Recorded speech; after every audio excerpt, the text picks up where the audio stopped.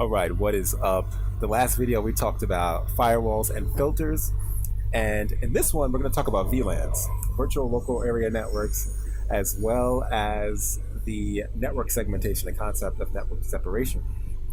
So just a little, I just want to kind of share something with you guys first. I really appreciate all the comments, all the suggestions, everything that people have been saying down there.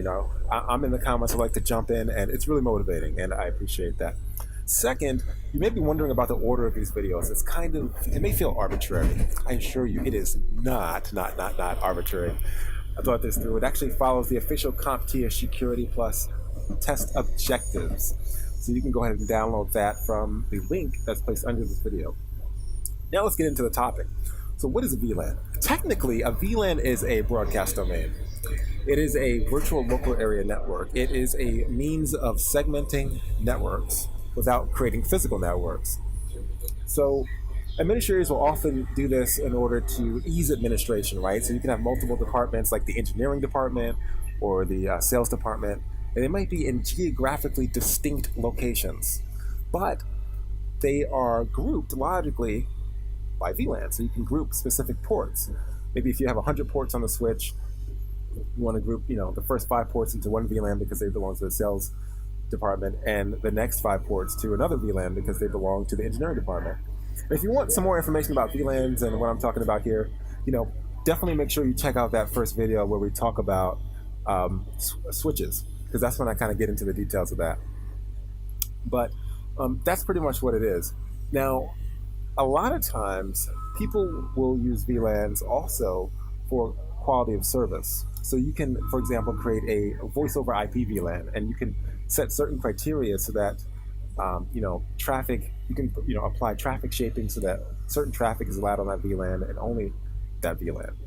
You can also use it for managing your network. So you can say, okay, this subnet is going to be in VLAN 1, subnet 10.1.2.0, and subnet 10.1.3.0 will be in VLAN 2, subnet 10.1.4.0 will be in VLAN 3, and so on and so forth. So it's a great way to do that. But I think the thing I really want to share with you today about VLANs is that you can use them from a security perspective to really fortify your network.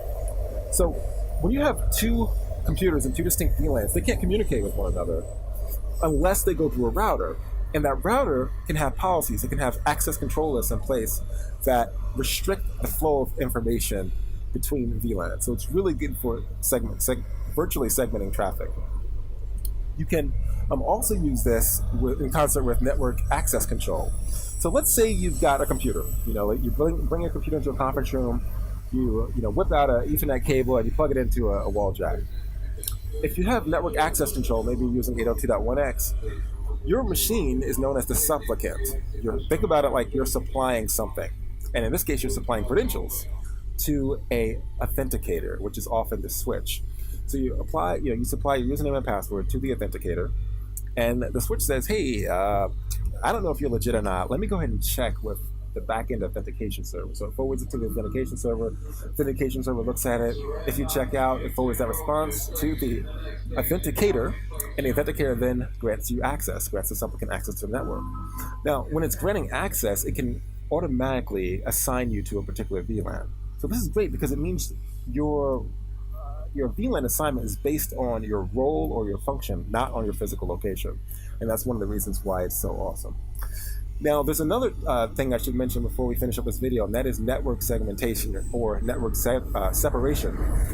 And a lot of times, you might have personally identifiable information or cardholder data or sensitive but unclassified information or protected healthcare information, and VLANs aren't enough. You need something a little more robust. And that's when you can use a physically distinct switch or a physically distinct router, and you can separate physically.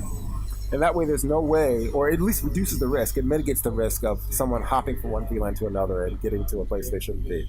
So I think I am at my stop right now. I need to make sure that I don't miss my stop on this train. In the next video, we are going to talk about, what are we talking about? We're talking about loop guard and flood protection, and also log analysis. Make sure you thumb this video up if you found it informative. As always, click that subscribe button because I absolutely love those subscribes. I appreciate all that. And if you found this video helpful, go ahead and share it with a friend. And I will see you tomorrow morning at 8 a.m., 7 8 a.m. Eastern, 7 a.m. Central. All right. So I'll see you then.